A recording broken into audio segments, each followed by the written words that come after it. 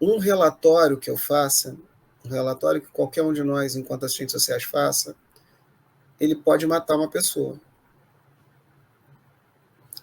Por negação de direitos, por induzir alguma instituição a considerar que essa pessoa possa ser um agressor, um violador, alguma coisa do tipo.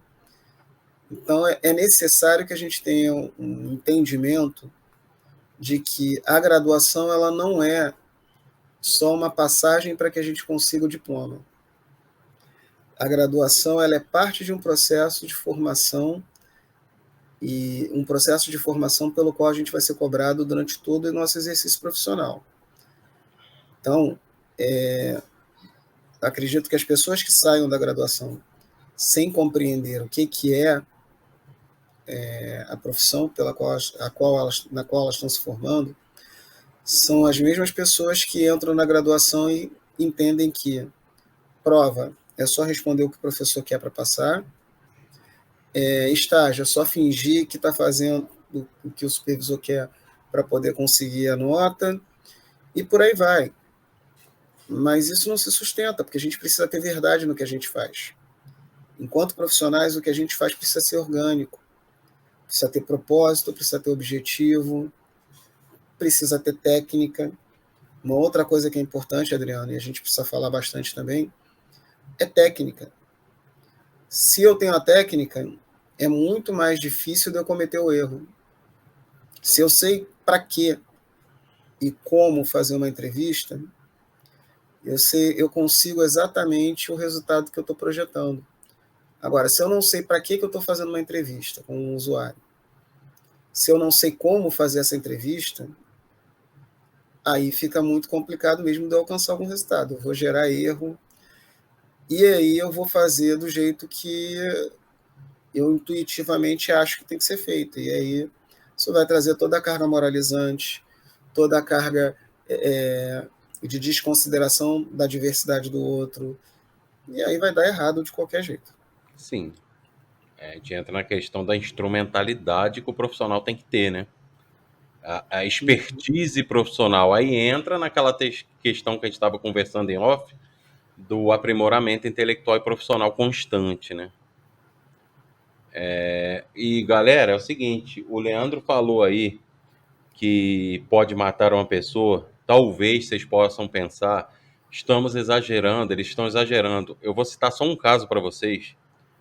Vocês vão na Netflix aí e digitem Gabriel Fernandes.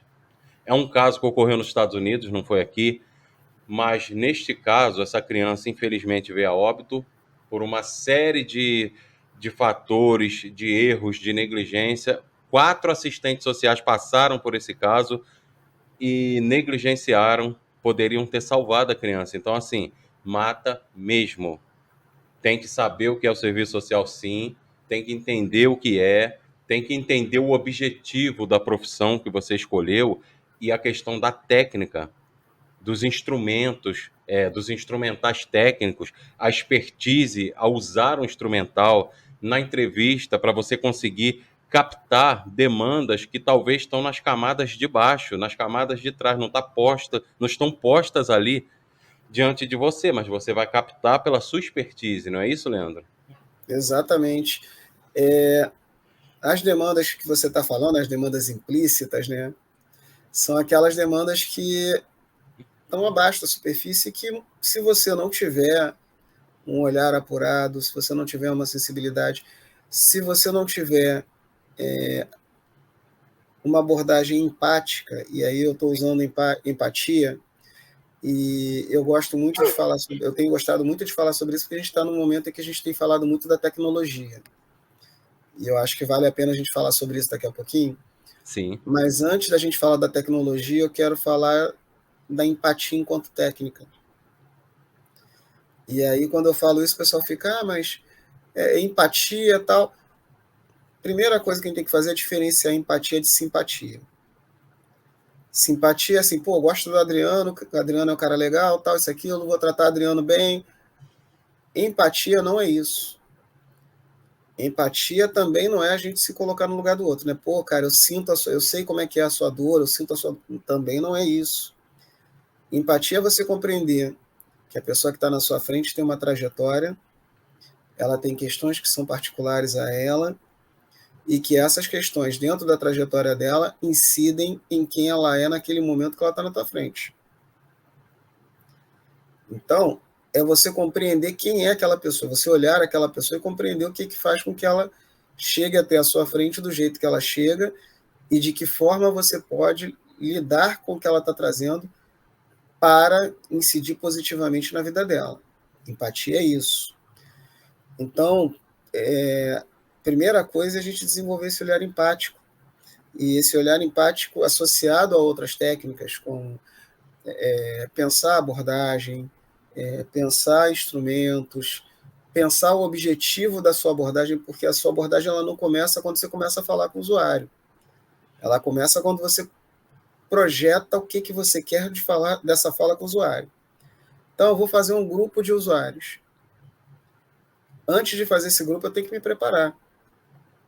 Eu tenho que pensar temas, tenho que pensar possibilidades de desvios do tema, tenho que me preparar para o que pode ser trazido, entender o contexto do que está rolando ao redor, porque vou fazer o grupo, de repente teve uma ação de violência na cidade, e aí essas pessoas estão abaladas com a questão da violência, vai aparecer no grupo, eu tenho que saber conduzir o grupo, mas eu tenho que entender que eu não sou o mais importante no grupo, que o mais importante é facilitar o diálogo, criar um espaço de segurança. Então, isso tudo são as coisas que eu estou pensando só para fazer um grupo de pacientes. Isso tudo é técnica. E isso tudo está associado também a esse desenvolvimento da empatia enquanto ferramenta técnica.